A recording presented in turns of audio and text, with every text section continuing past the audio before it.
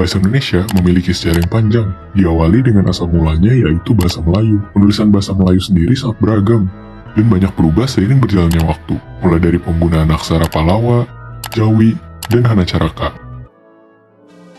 Ini adalah Charles van Ophuijsen, seorang Belanda yang mempelajari bahasa berbagai suku di Hindia Belanda. Ia ditugaskan oleh pemerintah Belanda untuk menstandarisasi penggunaan alfabet Latin, atau alfabet yang kita kenal sekarang, untuk bahasa Indonesia, bersama dengan Nawawi Sultan Maamur dan Muhammad Taib Sultan Ibrahim.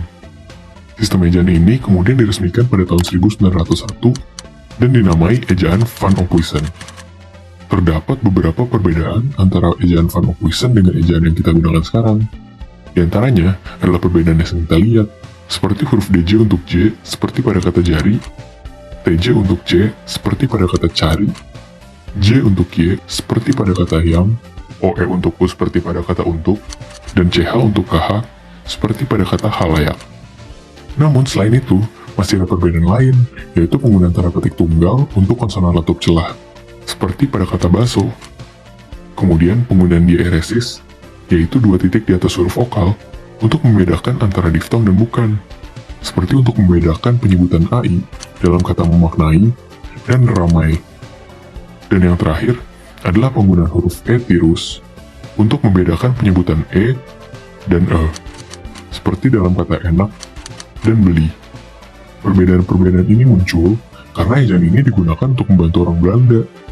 Jadi, pengejaannya disesuaikan dengan pelafalan dan penulisan bahasa Belanda. Contoh paling gampang bisa kita lihat di nama Van Ophuijsen sendiri, yang menggunakan huruf U. Tapi huruf U dalam bahasa Belanda memiliki suara U yang tidak digunakan di bahasa Indonesia. Makanya suara U akhirnya menggunakan huruf OE. Kemudian pada tahun 1947, Suwandi, yang merupakan Menteri Pengajaran, Pendidikan, dan Kebudayaan pada saat itu, memutuskan untuk menggantikan ejaan Van Ophuijsen dengan ejaan baru, yang dinamakan ejaan Suwandi atau ejaan Republik. Ejaan Republik ini mengubah beberapa hal dari ejaan Van Ophuijsen, yaitu huruf OE diganti dengan huruf U, kemudian konsonan letup celah yang sebelumnya ditulis dengan tanda petik tunggal diganti dengan huruf K, kata ulang ditulis dengan angka 2 di belakangnya, dan kata di sebagai imbuhan maupun sebagai kata depan, dua-duanya digabung dengan kata dampingnya. Perubahan berikutnya terjadi pada tahun 1967 dalam bentuk ejaan baru yang dinamakan ejaan LBK. Perubahan antara ejaan LBK dengan ejaan Republik adalah berubahnya penggunaan TJ menjadi C,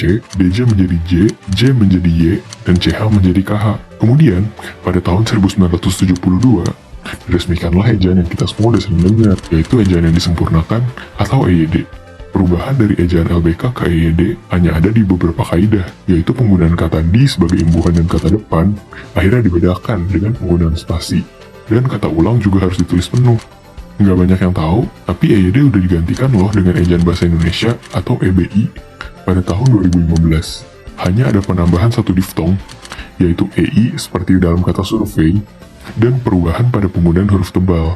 Begitu deh, cukup banyak ya perubahan dalam sejarah pengejaan bahasa Indonesia.